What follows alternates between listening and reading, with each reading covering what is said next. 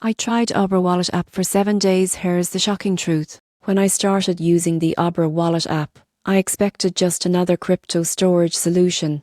But after 7 days, the shocking truth is that Abra is quietly bridging traditional finance and crypto in a way that few others do. On day 1, setup was simple: create an account, verify identity, and instantly get access to a sleek dashboard showing dozens of supported assets. Abra supports Bitcoin, Ethereum, stablecoins, and even traditional investments like stocks, all in one app. That instantly caught my attention. By day 2, I tested how fast it handled crypto transfers. Deposits were quick, confirmations came through within minutes, and there were no hidden network fees. Abra makes sending and receiving crypto as easy as sending money with PayPal. Midweek, I tried their earn feature.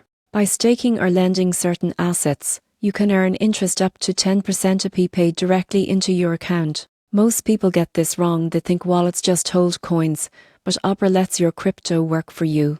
By day 5, I explored fiat on-ramps. Abra allows users in many countries to deposit cash using bank transfers or cards, making it one of the few wallets that truly bridges crypto and the traditional financial system. After 7 days, the shocking truth became clear. Abra Wallet isn't just a wallet. It's an entire financial ecosystem combining investing, saving, and sending, all under one secure platform. If you want a single app that handles both crypto and real-world assets, Abra is one of the most underrated tools out there. It's not just about holding, it's about growing.